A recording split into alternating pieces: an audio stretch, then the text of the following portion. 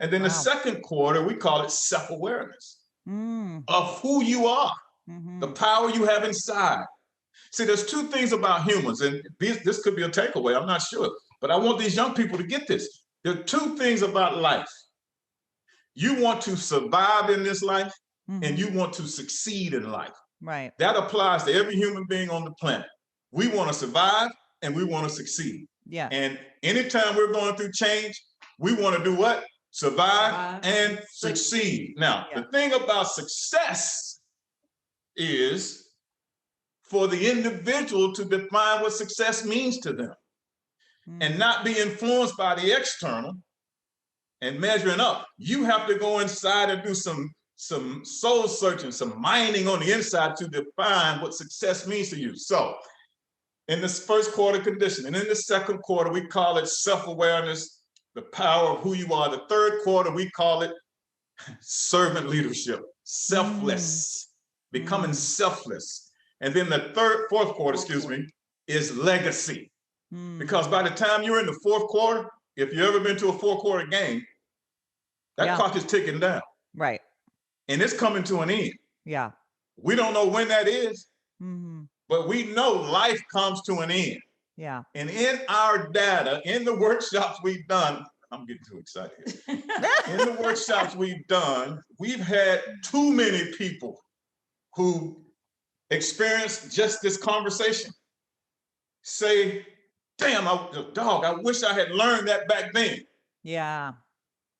And too many people who are in the third and fourth quarter are living in their past. And the past don't change.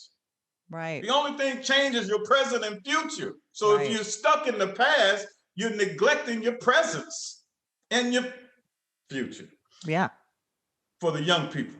See, I never thought, I'm an engineer. I'm an athlete. I went to college. I played basketball. I majored in mechanical engineering. It was tough, but it was worth it. And that conditioning, becoming an athlete and an engineer, graduating, not just being, graduating, took a certain commitment from me. Persistence, discipline, focus, and desire. We call that crossing over. Okay, so this game of life in 4 quarters, wherever you are in those quarters, we want you to understand who you are. We want you to survive and succeed. We want you to find fulfillment and joy. So wherever you are, if you're in your career zone, why can't you find fulfillment and joy? If you're at home, why can't you find fulfillment and joy? If you are in your health space, now I'm getting too excited here. When we deal with organizations, we like to connect the 4 priorities of everybody in the room. So let's back up. Let me calm down a little bit. Let's back up just a bit. Wow. You got excited. No, I'm like, I got to take some notes. Mickey. That's your. It's all. I'm not gonna blame you. Thank you. I'm over here scribbling notes. Okay. Yep. Next. Yep. Fourth quarter. Yeah. See, I'm in the third quarter. I just entered. I'm ready. Yeah, I'm in the third quarter, and it is very important to me as a selfless leader, selfless, not selfish. When I was in the second quarter, early, mid, I was selfish because I was looking to get and achieve and acquire and have. That was in the second quarter. And some of the things that I desired, I achieved.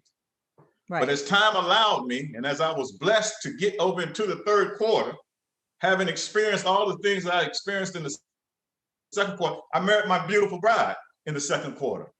Okay. And in the second quarter, my wife and I decided that we wanted to be entrepreneurs together one day because she has a very vast background as well. I'll let her speak for herself. Yeah. But we always had this dream of working together as entrepreneurs. And we had great jobs in corporate America. But the thing about time, as I said earlier, it doesn't stop. Right. She's making a lot of money. I shouldn't say that. Let me stop. But then we ask the question, what about our dream?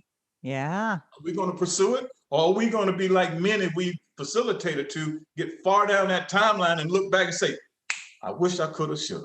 Yeah. What would have happened had we done this?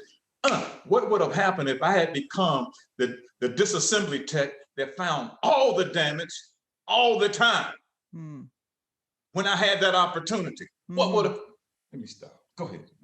So having heard the reason I wanted to back up just a bit, 3 points I wanted to back up on. So we believe that there is an I in team, and that I is the individual. And the individual brings themselves to where we usually connect with people is in their work environment. Right. And in the way in our philosophical beliefs about leadership and organizations and efficiency and productivity and performance and all of that, anything that needs to get done through people, we believe in the whole person.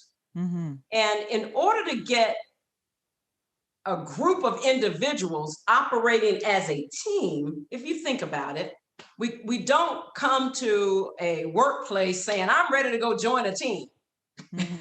We're like, I'm ready to go get a job where I can get paid. Yeah. For my Right. And so, and then we come in, and a lot of our material, just so that we can get to, and I'm for those that are listening, I'm putting my fingers together, interlocking my fingers, just so that we can get connected.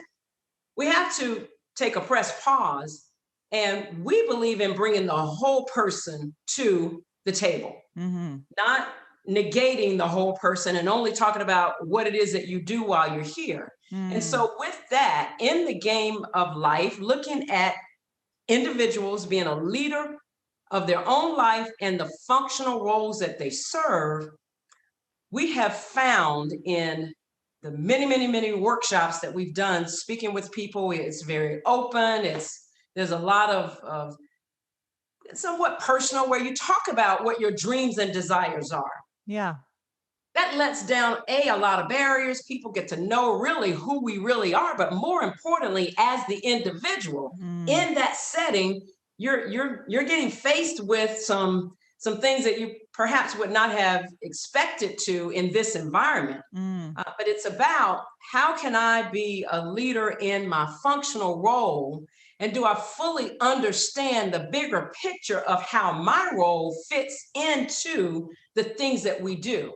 And so while we are here looking at ourselves as a whole person, developing skill sets, understanding that there's always more to learn in a changing industry. There's new ways, there's new methodologies. You got to read the P sheets.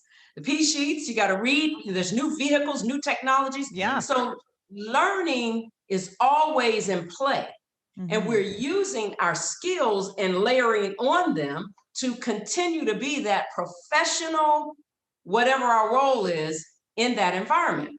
And so looking at the whole person, we've recognized long that out of habit, it seems like people become two-dimensional. And if you think about this life in 4 quarters, go back to in your first quarter, we really are we're conditioned with our value system. But think about it from this standpoint. We're also in a habit routine of living up to the expectations of others. The parents, the teachers, we're performing for others. We're performing to the expectations of others. Yeah. That is simply for purposes of understanding that you need to have expectations that grow. Because as the expectations grow, you get stretched. And then all of a sudden we get into second quarter. When do we get out of the habit? At what point? And it happens at different times, where one begins to have that aha moment that says, wait a minute, this is my life. And that normally doesn't happen early. That normally happens later versus sooner. And that happens after you've been in this role and you're in your second quarter now of living up to the expectations of others, and you're not finding that fulfillment. Yeah. So what if just finding fulfillment is